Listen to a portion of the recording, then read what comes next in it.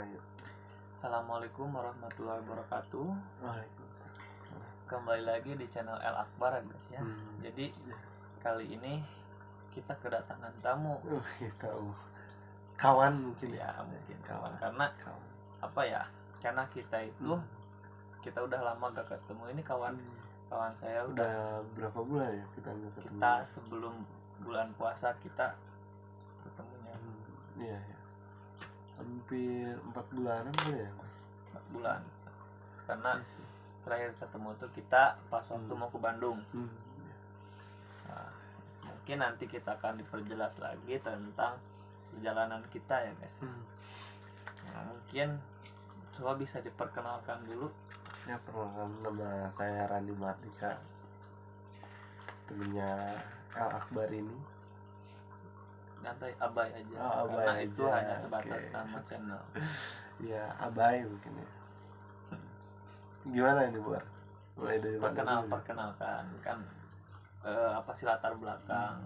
Latar belakang. Kenapa ya. bisa ketemu? Kita tuh kenapa sih? Abai sih ya. Gue kok ketemu lo. Awalnya sih ketemu Akbar ini di Abai Akbar, apa ya yang enak ya? Abai aja biar simpel. Abai ya. Awalnya sih di suatu organisasi di luar ya, organ ekstra kampus lah di luar. Berarti ya, kita dulu aktivis banget ya. Aktivis banget kita tuh dulu. Pokoknya ya di organ ekstra tersebut. Nah, kenalan. Nyantai aja kita namanya? Di channel ini kita sambil ngerokok. Iya, santai. Siapa namanya? Oh, Randy, panggilannya Dika. Kalau nama aktivis, iya awal-awalan tuh biar tersamarkan lah ya. Biar kalau ketika Intel nyari kita tuh aman aja gitu. Karena dulu Dika. Dulu itu saya juga sih namanya Kevin. Punya Kevin. nama aktivis lah. Kalau nama lapangan saya itu Kevin, karena kalau misalkan dicari oleh Intel itu kita itu nggak bakal ketahuan ini, tapi kita bakal ketahuan. Soalnya ini di tag gitu. Gak apa-apa lah ya, karena itu ya kan dulu kan. Sekarang ya mungkin udah hampir umuran segini juga gitu. Fokus cari kerja. Dulu aktivis di luar. Berarti dulu tuh ini sedikit tambahan ya. Dulu tuh kan kita itu ada kumpulan pas waktu perekrutan anggota pengurus ya. Iya, kepengurusan pada suatu organisasi. 2021 tahun kemarin kita tuh ketemu pas waktu awal rekrutan pengurus anggota. Nah, di situ tuh kita tuh kenalan nama terus asal kampus ya. Terus dari situ tuh kita kenal nongkrong bareng gitu. Sampai sekarang kita akan kenal. Nah, teman-teman, kita ulas nih tentang sejarah percintaan dia. Oke. Ya, kita bakal sharing juga ya. Karena kita bakal sharing mengenai tentang retorika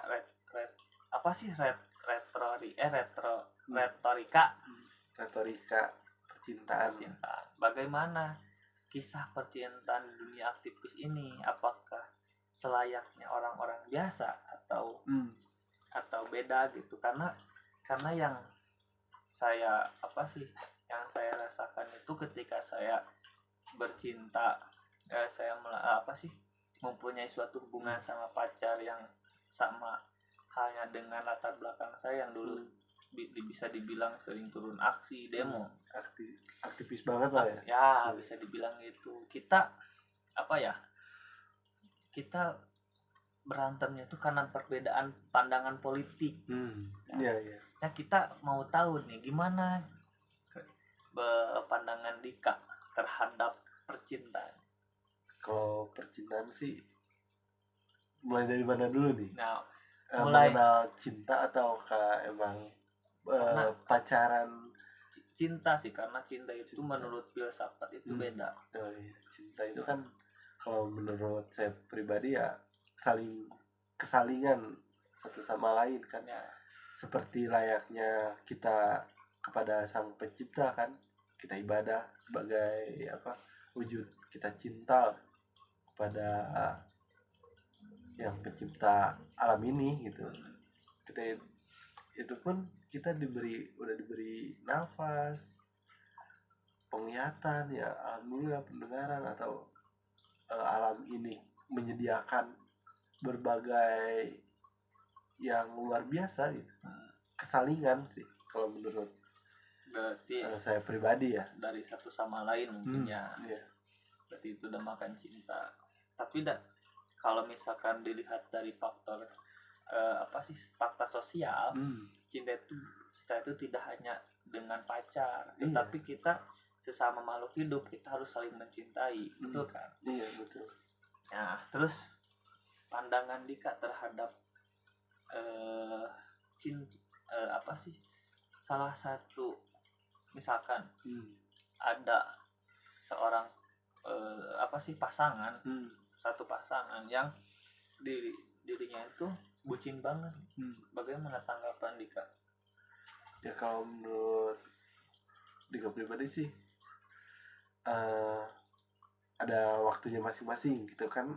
Kita juga punya kehidupan masing-masing, juga punya kebahagiaan masing-masing ya. Ketika saling udah bercukup lah waktu kita masing-masing ya, kita sama pasangan kita ya, namanya quality time kan. Iya. Bisa kalau jarak jauh kayak LDR. Saya sekarang ya deket lah ya, dari sini ke Bogor gitu. Ada yang lebih kan, kalau dia kan Bandung ya. Kalau saya Sukabumi Bandung. Gitu. Iya gitu sih, quality time lah. Ya, kalau dia pulang, kalau gue main ke Bogor gitu. Jadi ya minimal fokus sama kita dulu aja gitu. Ya, mending daripada kita mengurus soal percintaan, mending kita urus diri sendiri dulu ya. Bukan tidak perlu tentang cinta, tetapi bagaimana cinta itu kita bawa, bukan cinta membawa kita. Iya, gitu. Kan kebanyakan bukan mempojokkan kepada salah satu orang ya, tetapi kebanyakan bahwa orang-orang sekarang itu mendefinisikan cinta itu hanya kepada hal yang bersifat individu. Karena kita itu harus kalau secara pandangan saya kalau mengenal kata cinta itu kita harus mempunyai effort sendiri. Kita harus memiliki tujuan, memiliki semangat. Jadi bukan hanya karena bucin gitu. Nah, terus ketika soalnya ngebahas tentang cinta itu nggak akan habisnya, Bro. Iya. Makanya ya udah kita persingkat lah ya. Nah, sebetulnya kita tidak akan membahas tentang cinta ya, tapi ini perlu juga edukasi kepada teman-teman semuanya mengenai soal cinta ini. Kita mungkin pasangan kita juga nanti nonton ya. Iya. Karena tentang cinta itu kita tidak bisa satu pemikiran. Iya, betul. Ya. Makanya ketika ada suatu pasangan yang memiliki kontrak tersendiri ya terhadap satu sama lain, mending udahan aja. Soalnya itu tidak bisa memperbaiki suatu hubungan ke depannya. Oke, bisa dibilang bisa merubah ke depannya itu kayak gimana, tapi sikap seseorang itu tidak bisa dirubah oleh siapapun kecuali diri kita sendiri. Iya, betul. Makanya ketika pacaran itu tidak boleh mengekang satu sama lain, karena ketika dikekang itu bakal semakin meronta-ronta penasarannya gitu, Bor.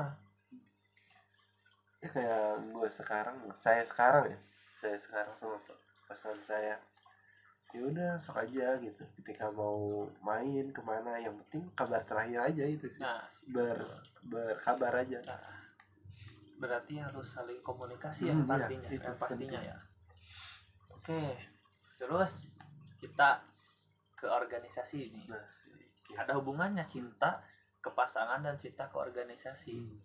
Bukan hanya sebatas cinta itu ke pasangan, tetapi bagaimana cara kita memperbaiki diri kita oleh keadaan yang kita alami sekarang, karena fungsi organisasi itu merubah diri kita semakin baik lagi.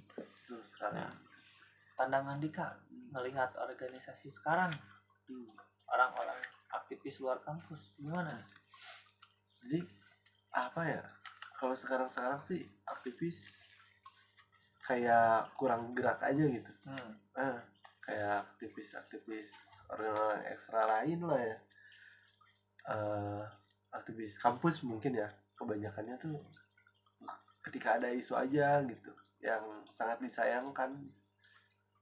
Ketika ada isu panas ini harusnya kan ada permasalahan di rumahnya sendiri ya, di kampus itu kan bisa kita korek-korek, apa nih salahnya, kita perbaiki, kita ngobrol sama yang punya masanya. Oh ini loh kampus kok gini sih, gini gitu sih. Kalau menurut saya pribadi ya, yang sangat disayangkan tuh kan mahasiswa sekarang itu tidak melihat ke sana. Mereka hanya sebatas apa ya, bangku kuliah, masukan dari dosen, materi udah ya, kebanyakannya kupu-kupu sih. Tapi saya tidak menyalahkan kepada teman-teman seperti itu. Kita tidak punya bisa menjadi pribadi lah. Mungkin tujuan kuliahnya hanya dapatkan gelar IPK tinggi besar, ataukah hanya cari teman saja, kan bukan gitu ya. Kalau kita masing-masing gitu kan, karena punya daya hasrat masing-masing.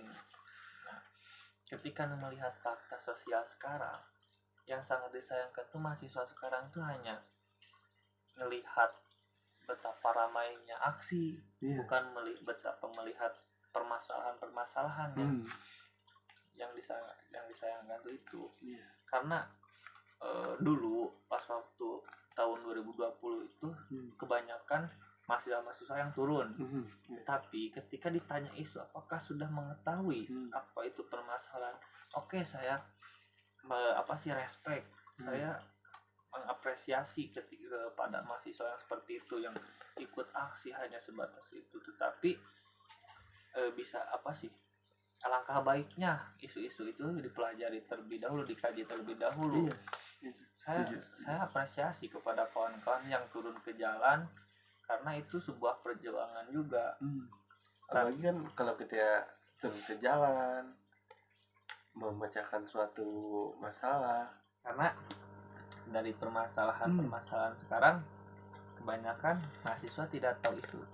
Hanya sekedar menyuarakan suara kawan-kawan mahasiswa, dan cukup di situ saja sih kalau pandangan saya pribadi ya. Konsolidasi mungkin, terus aksi udah aja, nggak ada tuntas sama sekali si permasalahan itu, minim ya mungkin kalau pandangan saya pribadi.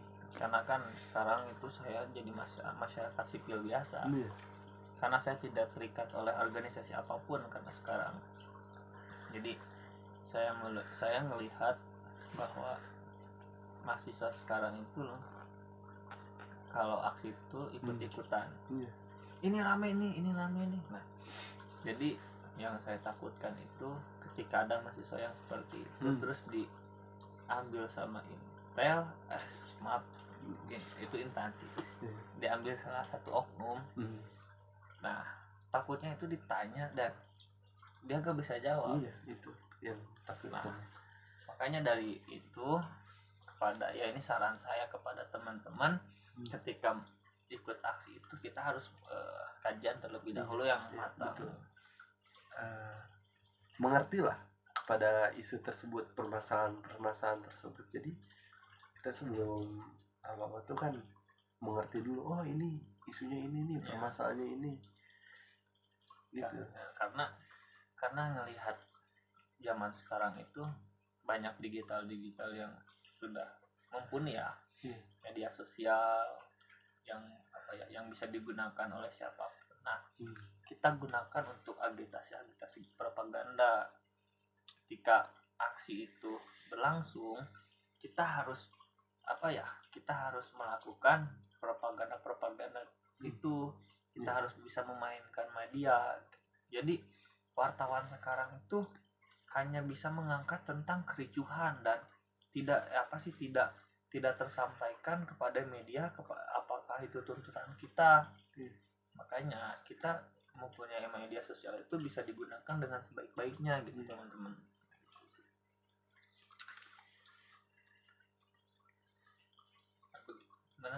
Kalau misalkan tentang organisasi cukup sekian lah ya. Mungkin nanti bisa dilanjut lagi ya. Sampai ketemu lagi nanti di episode selanjutnya. Jangan lupa like, comment, dan subscribe. Bye.